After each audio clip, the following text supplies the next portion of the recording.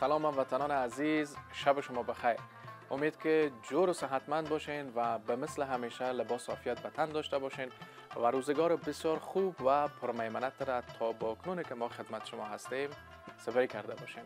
پیش از اینکه بخوایم در مورد برنامه و مهمان برنامه صحبت بکنیم، جا داره که تمنیات بسیار نیک خود را و سرشار از محبت و انرژی خود را مبنی بر فرارسیدن عید سعید فطر خدمت شما تقدیم و نثار بکنیم. خداوند منان را سپاسگزار هستیم که یک ماه مبارک رمضان را با طاعت و عبادت ما و شما و تمام وطنان عزیزمان سپری کردند و یک فرصت بسیار خوب دیگر میسر گردید تا پاداش اون ماه مبارک رمضان را بتانیم به نوعی به دست بریم و خوشحال هستیم که باز هم از طریق دریچه تلویزیون آرزو با جمع از همکاران بسیار عزیز و نازنین ما و از همه بیشتر نازنین و مهربانتر مهمان بسیار خوب عزیز ما هستند که خدمتشان ما این بار آمدیم. شاید این بار تعجب بکنین که همیشه مهمان ها پیش ما می آمدن، اما این بار ما یک تیم و یک لشکر خستیم رفتیم خدمت مهمان عزیز ما تا عید گشتک کنیم، در خانهشان حضور داشته باشیم، از سفره عیدی که پهن کردن لذت ببریم، نوش جان بکنیم و گپ ها و قصه ها و حرف های عیدی و شوخی ها و مزاح های دوستانه و رفیقانه در این برنامه داشته باشم. چند روزی که مهمان شما هستیم، در 3 شب تمنا میکنم که همیشه این برنامه رو ببینید. مهمانان بسیار عزیز و خوب دیگر هم در شب‌های دیگر با خود داریم و تمنای حضور شما را داریم. 3 روز عید را به خوشی، خنده، تبسم و سربلندی و سرفرازی سپری بکنین. عزیزانی که قهر هستند، خفه هستند، ناراحت هستند، با یک تعداد جنگی هستند، قار هستند، زمانی است که همدیگر را با آغوش بگیرین، ببوسین و ابراز محبت بکنین و آشتی بکنین و این ایام بسیار خوب و خوش را با رفتن و نوش جان کردن از میوه های عیدی به خوبی و خوشی سپری بکنین. زیاد گپ نمیزنم چرا که مهمان بسیار خوب ما این افتخار را بخشیدن تا ما امشب در این برنامه عید گشتک مهمان خانه ایشان باشیم و تشکر میکنم از لطف و بزرگیشان. مهمان بسیار خوب ما که البته ما مهمان هستیم، نمیفهم که ما مهمان هستیم یا خود از اینا مهمان هستن، جناب دکتر صاحب محمد صفا فرزئی را با خود داریم که یکی از چهره های بسیار مطرح و آشنا در صفات اجتماعی، استاد روانشناس، استاد دانشگاه و یک جوان بسیار فعال و نازنین هستند که شما با کارکردهایشان آشنایی بدون شک دارید. پیش از اینکه بخوایم همین گپا رو شروع کنیم، ما از اینا یک بغل کشی میکنیم. عید تبریک ایام شریف بازم عیدتان مبارک باشه، سلامت باشین. بسیار زیاد خوش آمدید با کلبه غریبانه ما. سلامت باشید. قربان شما، فکر نمی‌کنم چندان غریبان هم باشه جناب فرزئی صاحب. ممنون شما. بازم عید بر شما و خانواده بسیار محترمتان تبریک تهنیت عرض می‌کنیم. قربانتان، سلام خدمت شما، خدمت عزیزای بیننده. شب همگی بخیر باشه، عیدشان مبارک باشه.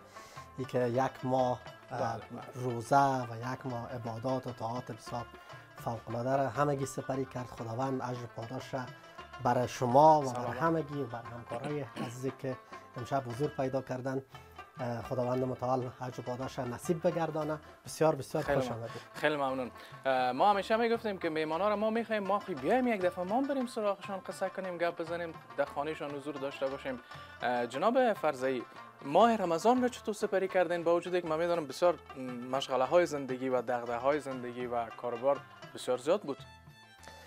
والا یک ماه بسیار فوق‌العاده. در اول که میای آدم فکر میکنه که چطور سپری میشه، ولی طاعات و عبادات و کار و زندگی و مسائل مختلف را که آدم در این ماه مبارک سپری میکنه، میبینیم که یک ماه بسیار پرفیض، بسیار پربرکت از هر لحاظ. بعض وقتا بعض دوستان میگن خب در این ماه مبارک بسیار کم حوصله آدم میشه، ولی وقتی میبینی در این ماه مبارک هنوز حوصله آدم بیشتر میشه، کار، تلاش به هر سمتی که حرکت میکنه میبینیم تمامش پر از فیض و برکات است. اما جناب فرزئی هم تعداد بی‌حوصله نسبت به حوصله زیاد است. ولی شرایط مختلف تاثیرگذار است. بله متاسفانه.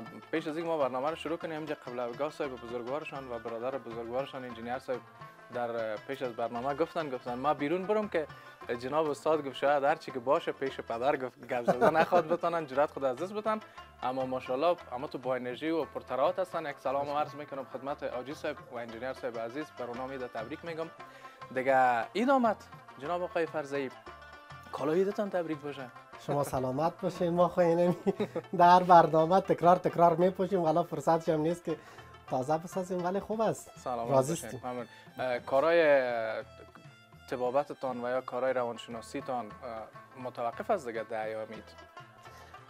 والا بارگذشت شما میدانیم که هر قدری که کار بکنیم شب روز جمعه روز عید واقعا کم است، ولی 3 روز عید خوب است که فرصت بدیم برای دوستا عزیزا رفت آمد استفاده بکنیم از این فرصت. نخستین کار را که انجام دادین در روز اول عید چی کار کردین؟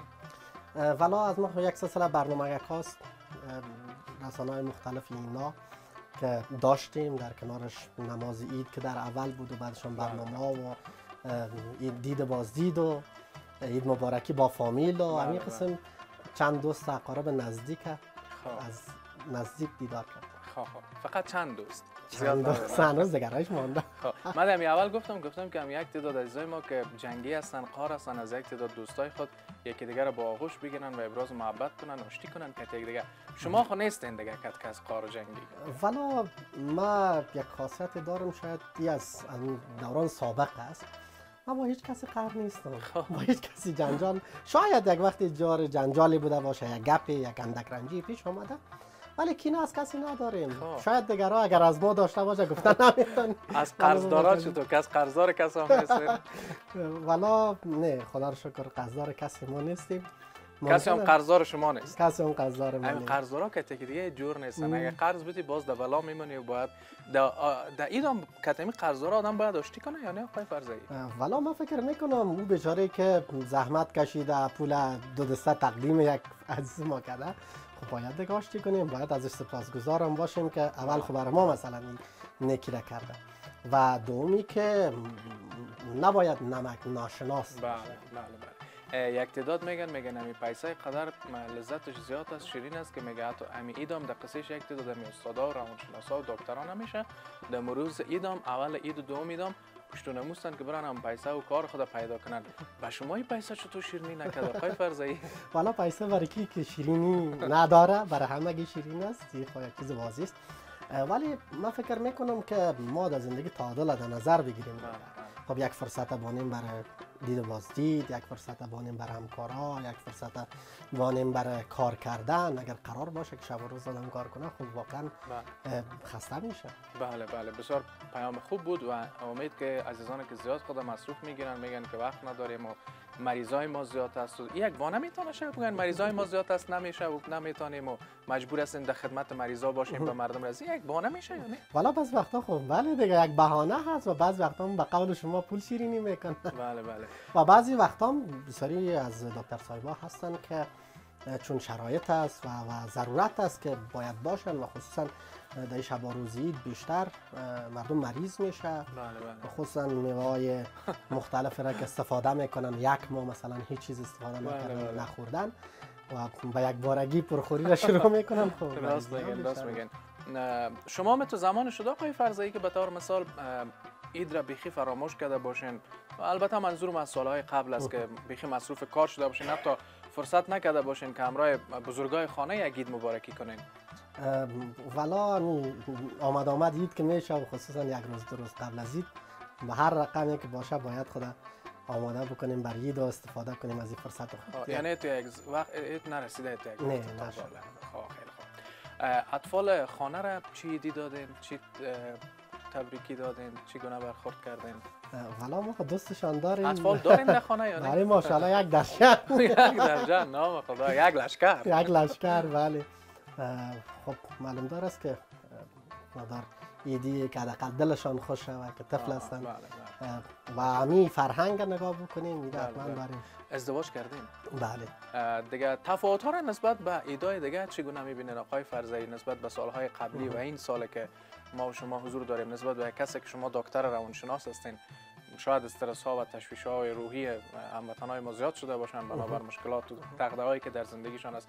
چه تفاوت های به وجود آمده نسبت به سالهای قبل؟ والا تفاوت ها از گفتار شروع تا سر سفره و تا دید بازدیدها و همینا رو میتونی ببینیم، چون قبلا آدم دیگه ازت نگذره. خب کار بود، درآمد خوب داشتن و چون درآمد خوب بود جیب آرامش داشت، چون جیب پر بود، بنان سفره هم خوب بود، روابط هم خوب بود. همش وقتی میبینیم که تغییرات مختلف هم ما شما میبینیم در زندگی مردم، از گفتارشان شروع تا رفتارشان تا سفره هایشان همه چیز مشخص میشه که چقدر تغییرات آمده. و عوامل مختلف هم داره. یکی از عواملش میتونه مشکلات فقر، مشکلات اقتصادی باشه، بعضی قیودات، محدودیت هایی که هست که قبلا نبود، مثل رفتن به مکتب و پانتون و پارک و جا مکان های تفریحی و اینایی که قبلا دیده میشد. و مثلا همین موسیقی و این مسائل قبلا که بیشتر بود دیگه. خب حالا ما به یک علال آرامش کار نداریم، ولی سبب شادی حداقل مثلا استفاده میکردن، لذت میبردن. اینی مسائل بود که خیلی کمک میکرد که اینمی روان تازه تر باشه، بهتر باشه. ولی میبینیم متاسفانه این تغییرات یکی از تغییرات بسیار کلان آقای فرزایی گفتن جیبا پر بود یک وقت. فکر نکنم در جیب شما کدام تغییر آمده باشه هنوزم. والا شرایط سر همگی تاثیرگذار است، ولی این برمیگرده به اون تلاشی که یک فرد میکنه یا تحصیلی کرده، کاری که کرده، ولی بخوای نخوایی تغییرات آمده. ما مثلا قبلا یک مرکز تعلیمی داشتیم، فعلا نداریم. مثلا قبلا 3 جای یا شاید 2 جای 3 جای کار میکردیم، فعلا شاید یک جای 2 جای باشه. خب همین تغییرات رو که وقتی در وجود میگن 3 جای 4 جای کار میکردن، حالا پیسر چی میگید آقای فرزایی 3 جای 4 جای کار میکردین؟ والا ما بیشتر هر قدر درآمد کردیم، تمامش سرمایه گذاری کردیم روی درس و تحصیل و کتاب. چند روز پیش یک کوچکشی داشتیم، عالم پیشتر الماری را باز کردم و کتاب‌ها یادم آمد، تنها 4-5 بوجی کتاب شده. میگن چی میکنی؟ 3-4 تا کتاب با نمیشه. گفتم خب امیر میبینی کل سرمایه است. بله راست میگن.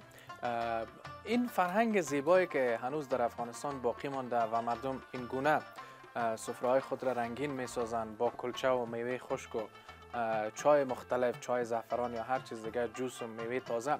همین فرهنگ چقدر زیباست آقای فرزایی که هر حالتی که سر مردم افغانستان به هر مشکلات را که به نوع مردم افغانستان تجربه بکنن، اما بازم از همون میوه دسترخوان خود، از همون سفره دی خود دست نمیکشن. هر چقدر که در توانشان باشه چیز کم یا زیاد همون کار انجام میدن. این چقدر زیباست آقای فرزایی که هنوز همون فرهنگ باقی مانده. ببینید بارگزای بعضی مسائل و موارد زندگی ما هست که شاید اگر تغییر بکنه ولی از بین نمیره. مثلا زیاد وقتا بحث ازدواج میشه، میگیم ازدواج از شاید هزاران سال قبل همین مراسمش بوده، بخوای نخوای هست، بالاخره یا کم یا زیاد یا به هر قسم. همین شکل مراسم مثلا بحث عید است، همین قسم مثلا ماه مبارک رمضان است، یعنی مراسم مختلف شاید تغییر بیاید ولی هیچ وقتی از بین نمیره. من مطمئن هستم که هنوزم شاید بیشتر شود و استفاده بیشتر میکنه. اما یک تعداد از هموطنای ما که بنای بیرون از افغانستان رفتن و یا مهاجرت کردن، وقتی که همراهشان گپ بزنیم بگو عیدت مبارک، میگن اینجا کجا عید است؟ میگه نه عید است، فقط یک دمی اول همین دست پدر و مادر ماچ کردیم دیگه پس کلگی سر کار و وظیفه میره. این بسیار ناراحت کننده است آقای فرزایی.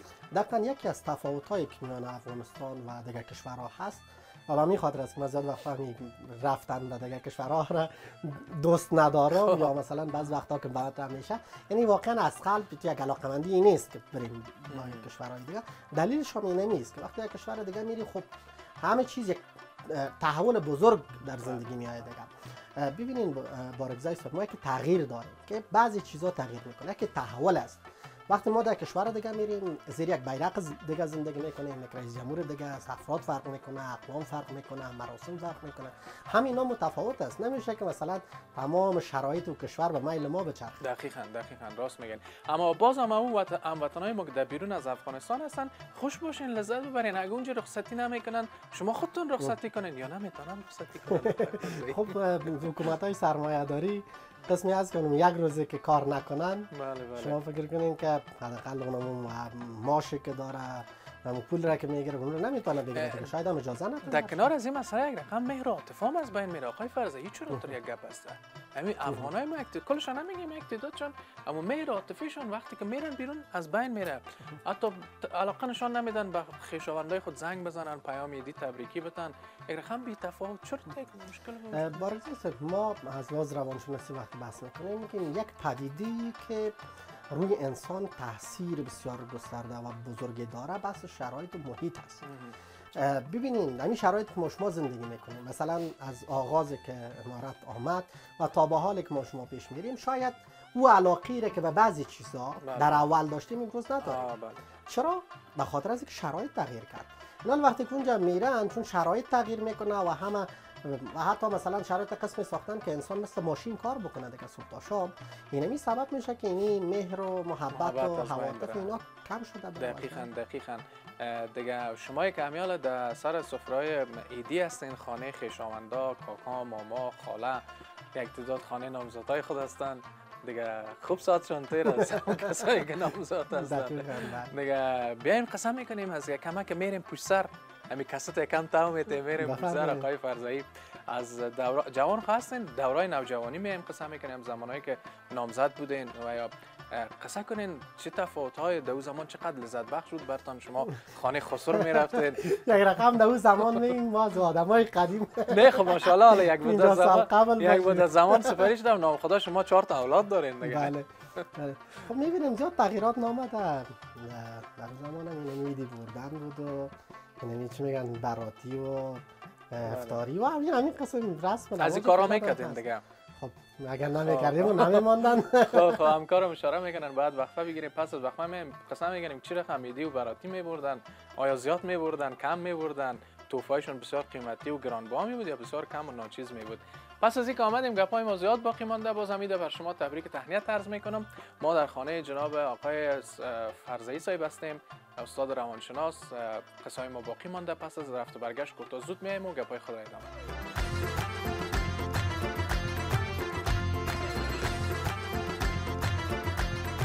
درود مجدد هموطنان عزیز. امروز ما در هیچ جای دیگه نیستم، امروز خانه یکی از عزیزان و هموطنان استاد دانشگاه روانشناس هستیم و خوشبختانه که این فرصت میسر گردید تا ما پیشان بیایم قصه بکنیم، گپ بزنیم و یک برنامه متفاوت را خدمت شما داشته باشیم. این قصه پیشتر ما سر نامزادی بود باش که یک ذره روزا تاثیر کرده بود دیگه، کمک گفتم که یادم رفته پرودیوسر یک اشاره کردم. بریم سر قصه نامزادی آقای فرزایی. یک رسم است، میگن اگر در خانه عروس خانه دختر بخچه چیزای قیمتی را نبری، یک دانه گوسفند نبری و مچم سیت طلا نبری و مچم چی و چی و چی که از دروازه هم تخت زدن نمیتونه. از شما مامت بود اون وقتا یا نه؟ والا بارگزای صاحب همون قسمی که شما گفتین اگر گوسفندا را ببری، موترها را ببری، تعداد موتران بردن مثلا. بله.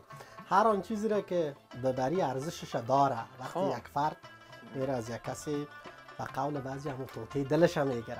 کسی که فکر کنین سالها روی از او کار میشه، از یک کسی که از نطفه همین قسم بزرگ میشه، نوجوان میشه، جوان میشه، ارزش داره. ولی با خانهشان آباد خیلی میبینن زیاد به این چیزا مراحتتان کردن. بله مراحتتان کردن. خیطاله کرده بودین. بله. از این گپ ها معلوم میشه که آقای فرزایی ینگه ما رو خوب دوست دارین. والا خوب که نداشته باشی که اولین نفر که تبریکی دادین کی بودید؟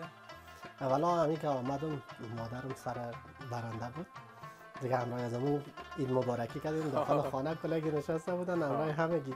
ولی قبل از او باز داخل مسجد دیگه دوستای ما زیاد. بله. ما هم به مادر جان و اعضای فامیل آقای فرزایی عید را تبریک تهنیت عرض میکنیم دیگه. بسیار خوشحال باشین دیگه که یک عید شما دو عید است که آقای فرزایی را پیش خود دارین دیگه هستن با شما، یک جوان بسیار خوش برخورد، مهربان، خندان و این افتخار ما هم داریم که امشب مهمانشان هستیم. بفرمایید از این سلام. آره راستی من پیشتر میخواست یک تعداد مردم میگیره نمایشی ماندن. بله که از دست نزنم. ما دست نزنیم، بسیار راحت. بفرمایید شما آقای فرزایی. ماشاءالله یک سفره بسیار خوب هم آماده کردن آقای فرزایی. انواع و اقسام میوه هاست. در میوه چیندن و میز چیندن سفره ایدی هم یک نوع رقابت است. یک تعداد میگه والا از با این رقم باشه، میگه از من که بالاتر باشن. هم شما همه چیزا نام خدا شما تکمیل کردین دیگه. والا همین چیزا رسم رواج عادی مردم از دیگه. پرخور هم هستین یا نه؟ والا گاهی وقتا استفاده بیشتر کنیم ولی بازم کوشش کنترل کنیم که کمکی کنترل کنیم. جناب آقای فرزایی، از این چیش زیاد دوست دارین؟ لباسی دی که لباس نو میپوشین این زیاد دوست دارین یا میوه دی که دسترخوان پهن میشه و یا میز پر از میوه دی میشه از این دوست دارین که این زیبا باشه، یا ای که رفت آمد و آمدن خویش قوم و بودن کنار عزیزا و آشتی کردن همراه رفیقا و دوستایی که همراهشان جنگی هستن؟ والا خوراک همیشه هست، آدم میتونه هر وقت استفاده کنه، ولی اینمی که لبخند در لبای دوستا و عزیزا میبینم، اینمی که میبینی که یک عزیزی را مثلا 1 سال ندیدی، بعد از 1 سال میای پیشت یا تو میری خانه کسی با او را میبینی، این یک لذت دیگه ای داره و از لحاظ روانشناسی هم بحث داره. وقتی ما دوست خود، قوم خود، خویش خود، عزیز خود در آغوش خود میگیریم، هورمون دوپامین در مغز ترشح میشه و این هورمون لذت است و ما را خوشی میده، شادی میده. به همین شکل هورمون اکسیتوسین که یک هورمون عشق نامیده میشه که هر قدر حتی پیشنهاد میشه که اگر شما مثلا حسی ندارین، احساسی به کسی ندارین، برین دوستایتون رو با آغوش بگیرین، آیسته آیسته این هورمون خودش ترشح میشه و سبب خوشی شده. تو کسی هم بوده آقای فرزک به طور مثال شما 1 سال 2 سال ندیده باشین، دید فرصت شده رفتین دیدنشان با آغوش گرفتین؟ والا همین مصروفیت ها قدر آدم فشار میده که شاید 1 سال چی که بعضی وقتا 2 سال 3 سال میشه آدم نمیتونه ببینه، ولی دوستا و اقارب اینا که زیاد بوده و این شکل که خیلی وقتا ندیدیمشان، بعد از دیر وقت رفتیم پیششان.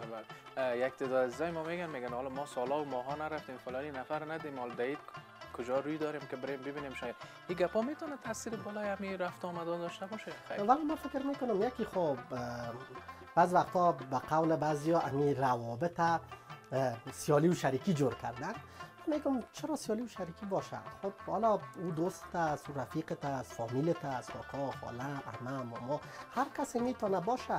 اینا فکر میکنم یک سری بهانه هایی است که برای خودشان جور میکنن. حتی باز از بود علم روانشناسی کمبود عزت نفس هم با سبب از این میشه. عزت نفس که پایین باشه باز ما یک حس خجالتی می داشته باشیم که حالا کی بره خانه فلانی. بله کسایی که جنگی هستن این مشکل زیاد وجود داره متاسفانه در وطن ما. من زیاد کسا رو خودم میشناسم که جنگی هستن، حاضر نمیشن حتی عید برن، عید مبارکی بکنن. یک تعداد میگه والا کت از این نفر ما جنگی هستم، حالا غرور خود زیر پای چطور کنم ما برم کت از عید مبارکی، یا فلانی نفر میگه نه خیر ما غرور ما خیر چطور زیر پای کنم ما خانش برم عید مبارکی کنم. در این مورد شما من حیث روانشناس چی گفتن؟ آیا کسی که با کس جنگی باشه بخیزه بره عید بغلش کنه عید مبارکی کنه غرور زیر پای میشه؟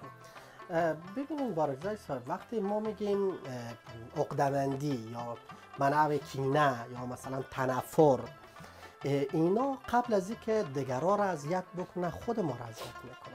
اونو فردی که مثلا میگه خب من چطور غرور خود زیر پا بکنم، به نحوی میشه ببینیم اگر کمی ریشه یابی بکنیم ممکن است این آدم کینه‌ای در دلش باشه و این کینه خودش میتونه که خیلی زیاد اذیت بکنه.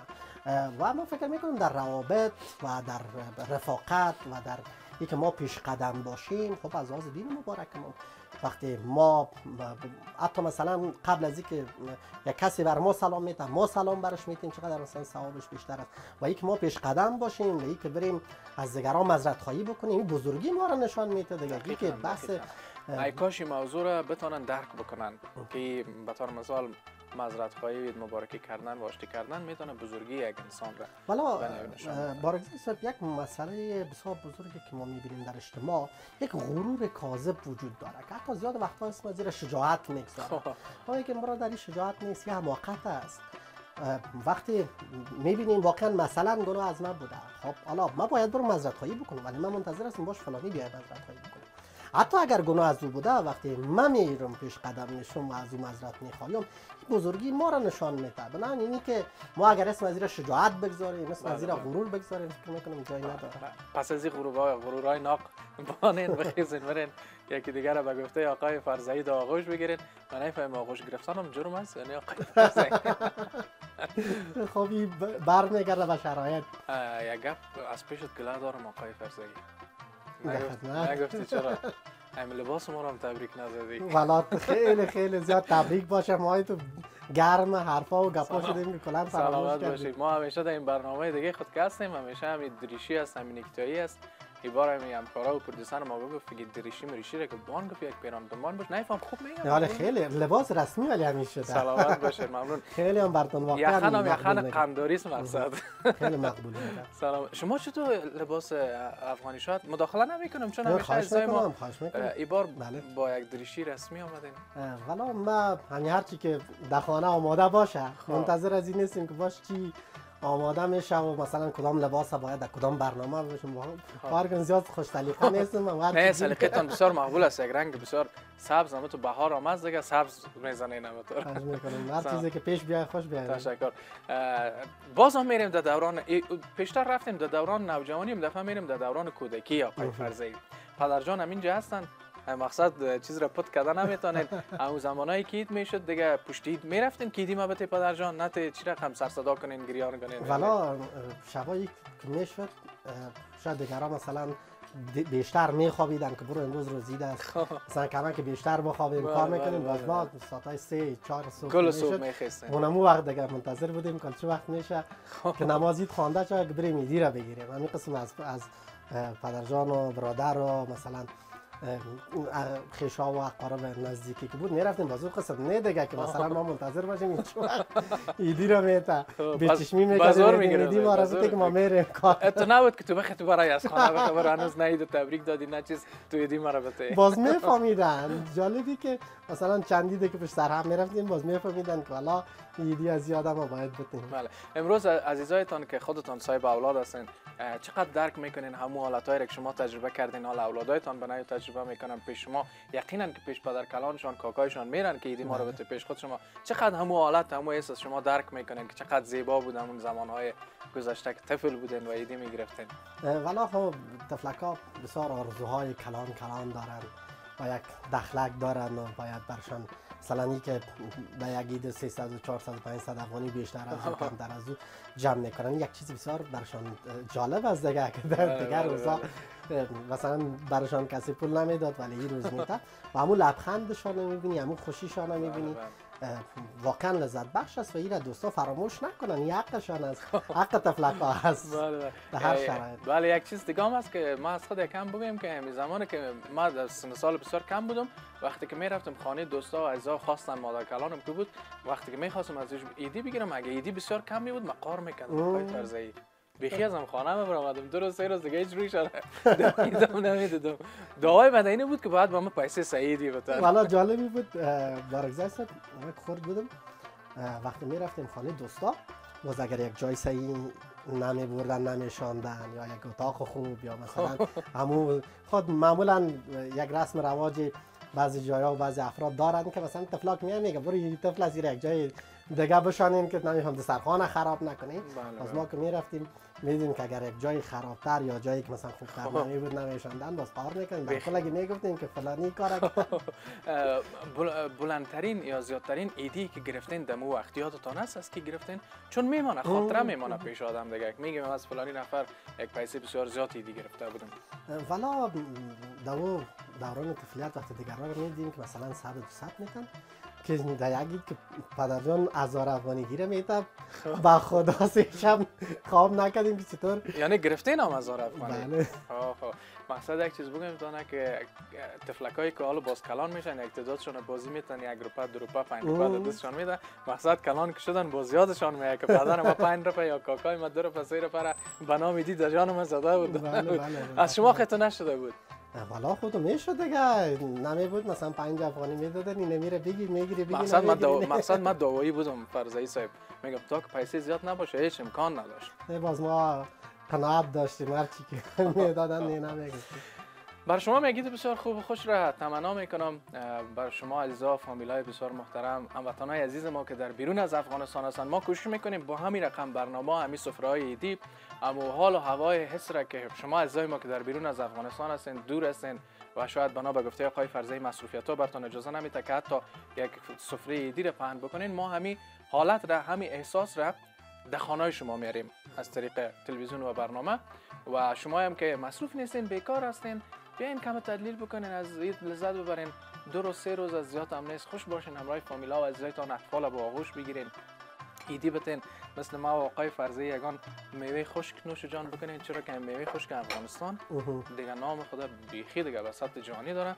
ما هم یکی از میوه خشک شما بفرمایید آقای فرزی. من میگیرم خانه خودتان از دیگه ما شما را سلام کنم. حالی که برنامه ماشاءالله مجری شما هستین ولی اینمی همه چیز در اختیار شماست. از هر کدامش که میل دارین نوش جان باشین. حالی هم دعا میکنین ایدی بتین یا نه؟ ولی حالی میگیم باید وظیفه ماست که برای پدر مادر اینا این کارا بکنیم، چون یک کسی یک درخت میشن یک روز میشه. نه یعنی امی اطفال کس اولاد کس پیش این پدر مادر همیشه طفل است. بله. چی بخواین یا نه؟ یعنی من گفتم هنوزم از پدر مادری دی میگیرین یا نه میگیرین؟ والا نه، باید یک ما از بعض وقتا پیش خود میگم که یقش است که باید خیلی سن بیشتر ما برشن. ولی اگر بتونم نمیگیرم میگم نه آن نوبت.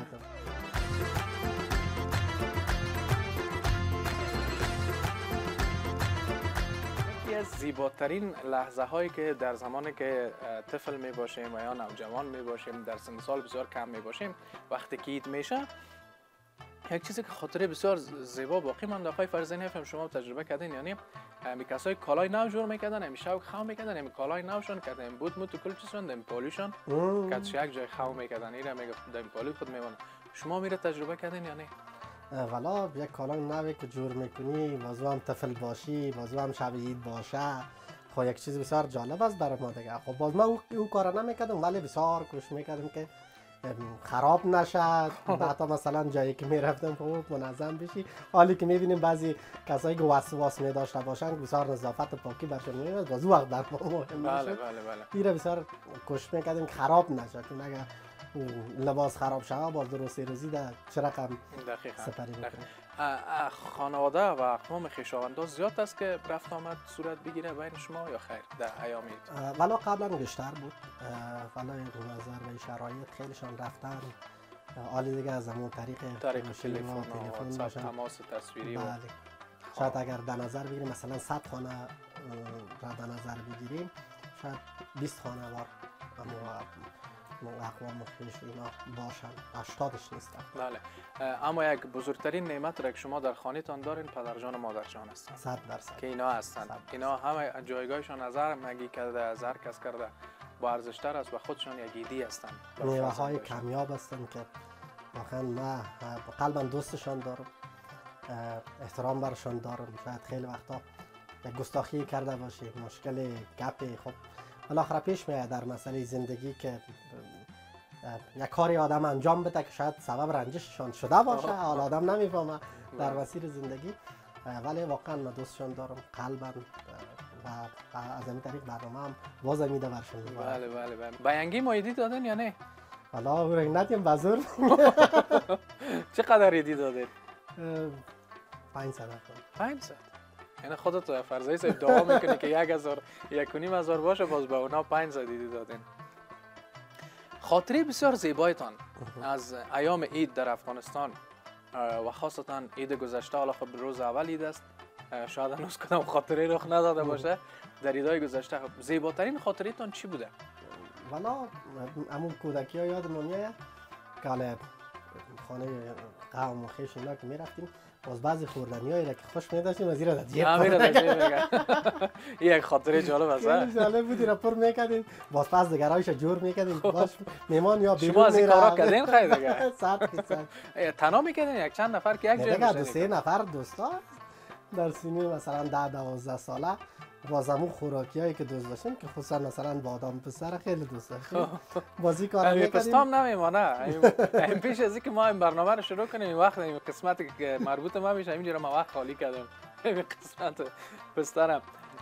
اما باز کسای خانه‌اش خودشون ما می اومدن همین کارا میکردن، باز خفه نمیشدن، ناراحت نمیشدن. روزی دست نگم در خانه مردم خو میرفتن جیب پر میکردن، اگر کس دیگه در خانه شما می اومد باز چطور میکردین؟ حالا باز برشون چیز نمیگفتیم، مراد میکردین، باز پیش خود میگفتین خب ما قصدش باز روز دیگه خانه تان اومدم میگیرم. جالبی بود که یکی از ایدا بود، نماز عید خواندیم، یک دوستم هم هست بیچاره زیاد شکایت میکرد حالا این روزی 1000 افغانی در جیب مسجد چطور میشه. خب بر اومدیم یک کس خیرات طلب میکرد، یادم فکر میکردم یک 10 افغانیگی در جیب خود داشت، میره گرفت که انداخت، یک دفعه سعی میکنه که 1000 را انداخت دمو خرید، همو 1000 را هم داشت، همو 1000 را هم داشت، 10 افغانی دیگه هم داشت، میخواست که 10000 افغانی را بندازه، همو 10 افغانیگی را بندازه، متوجه نشد، دید که 1000 افغانیگی را برش انداخته. حالا میخوای که پس بگیره، ابو کسی خیرات الان چه نه خلاص شد دیگه. بله در دامن سخی که افتاد دیگه خلاص. بیچاره بسیار بر ما جالب بود، ولی هر باری که میبینیمش میگم والا امروز بسیار. من هر چی گشتم گفتم باشه یک شعر بسیار مقبول پیدا بکنم در این برنامه با عزیزای ما بگویم یک شعر دی باشه نتونستم یک چیز. چطور است تو تب شعر داری آقای فرزایی نداری؟ والا من باید کمک بگیرم دیگه بارگزای صاحب اگر باش که اید هستم من خود نتونستم چیز پیدا بکنم که لیاقت و ارزش شما هم وطنای عزیز داشته باشن دیگه. گفتم باشه حتما آقای فرزایی پیشون چیز باشه خودشان هم علاقمند باشن کدام شعر بگوین دیگه. یک شعر بسیار مقبول و زیبا را از خود آقای فرزایی میشنویم به خاطر که کسایی که استاد هستن فن بیان تدریس میکنن استاد روانشناسی هستن دیگه. از این چیزا پر از نعمت هستن و بدون شک بسیار راحت میتونن که استفاده بکنن. موبایل خودم سرچ بکنن فرزایی صاحب اگه گپ موبایل بود ما وقت موبایل گشته بود به خدا نیافتین. بیاین یک شعر میگم والا خیر از بید رب نداره. سعید بفرمایید. زندگی زیباست چشم باز کن گردش در کوچه باغ راست کن. به آنکه عشقش در تماشا نقش بست عینک بدبینی خود را شکست. به ماشاءالله. حالا دیگه ادامهش نمیگم ولی این قسمت خیلی مقبول است که وقتی که اینمی نگاه ما زیبا شود وقتی دید ما زیبا شود و فکر میکنم همه زندگی زیبا میشه. حتی مثلا اید ما دوید میشه زندگی همون خستگی هایی را که داره مشکلات را که داره حتی ما میتونیم او را زیبا ببینیم. دقیقاً همین یک اید ما که دوید میشه. بر شما چه چیزی میتونه یک ایدتان دوید بسازه آقای فرزایی؟ والا ما وقتی میبینیم یک عزیز ما از مشکلات خودش میگه از خستگی های خودش میگه از جار و جنجال های خودش میگه و در روز اید لبخندش میبینم شادیش میبینم خوشحالیش میبینم یعنی واقعا از ته دل یک لذت خاص بر آدم میده که این آدمی که قبلا چقدر مشکلات و پریشانی ها و جار و جنجال ها داشت ولی امروز میآید از خوبی های زندگی میگه اینی بر آدم بله. پر بودن جیبتان یکی تان دوید نمیسازه. این خود 100% دیگه.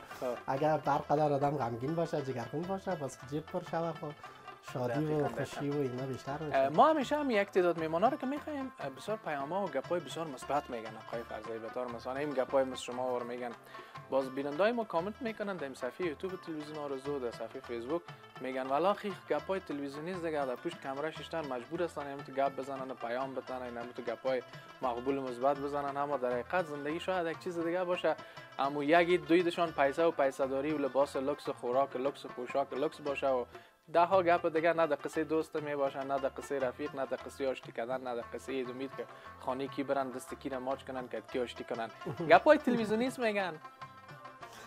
والا خب بعضی وقتا بعضی برنامه و بعضی دوستا رو میبینیم چون مسائل هست ولی من شخصا چون همین قسم یک خاصیت دارم که همون چیزی که به قول بعضی در دل من در زبان من است و هم نظر به زمان و مکان تلاش میکنیم که واقعی زندگی کنیم. اما فکر میکنم لذت زندگی زمان است که واقعی زندگی کنیم. حالی که بیاییم مثلا در زمان یک چیز بگوییم باز رفتار یک چیز دیگه باشه باز کار کرد یک چیز دیگه باشه بس خوشحال. یعنی بیخی کل چیز یک چیز است دیگه. حالا تلاش میکنم بیخی دل ما جمع باشه. تلاش میکنم. خب خیلی خوب با امید. نه اما تو یک چیز هم است ما مطمئن هستیم آقای فرزایی که از اعضای هستن که ما از سالیان بسیار زیاد همراهشان آشنا هستیم عزیز هستن که در هر حالت همیشه زندگیشان یکسان بوده. حالا ما مهمان هستیم یا شما؟ حالا شما مهمان هستین و ما میزبان باز در برنامه ما میزبان هستیم شما مهمان هستین و ما میزبان هستیم. حالا هر دوی ما هم مهمان و میزبان حالا همه چیز از شماست. حالا یک دفعه نگوین که اگه صاحب خانه هستین بگیم بله برق برو تایل کن. خیلی خوب. خب آقای فرزایی هر چقدر با شما بشینیم گپ بزنیم صحبت بکنیم بسیار کم است ناچیز است. بسیار تشکر از اینکه فرصت گذاشتین و ما را دعوت کردین و ما چشم سفیدی کردیم آمدیم امشب خدمت شما حضور پیدا کردیم و زحمتی که کشیده بودین تمام شما اعضای فامیل بسیار زیاد تشکری میکنم. شما بزرگوار هستین. ما اولا خب از شما قلبا سپاسگزار هستم از تیم بسیار خوبتان که میرین احوال عزیزا را میگیرین و یک کار بسیار نیک اما فکر میکنم یک فرهنگ بسیار خوب هم هست یک پیام بسیار خوب هم داره که ما باید این فرهنگ همیشه ادامه بدیم بریم به خانه دوستا و عزیزا و قدم رنجه کردیم قدمایتان روی چشه بسیار بسیار خوشحال خیلی لطف کردین. بازم بر شما و خانواده محترمتان عید را تبریک میگم با امید از اینکه روزهای باقی مانده عید را به خوبی و خوشی و سربلندی پشت سر بگذارید. شما لطف دارین ممنونتم و در کاروبار و کلینیک تان نرین به خاطر پیسه پیدا کردن. سلامت باشید. خیلی لطف کردید. ممنون شما آقای فرزایی. تشکر میکنم. این بود این برنامه. تشکر از همکارای بسیار عزیزم که آمدن و این برنامه را با هم یک جا ثبت کردیم، حضور داشتیم. ما هستیم در شب‌های دیگر هم با مهمانان بسیار عزیز و نازنین و بسیار خوب دیگر، مهمانانی که شما با کارایشان، فعالیت‌هایشان، چهرهشان آشنا هستین. به گفته یگان تا سلبریتی‌ها را به خانه‌شان میریم، تصویر میکشیم، ببینیم که چی آمادگی‌ها گرفتن، چی قصه‌های عیدی میکنن، رمضان را چطور سپری کردن.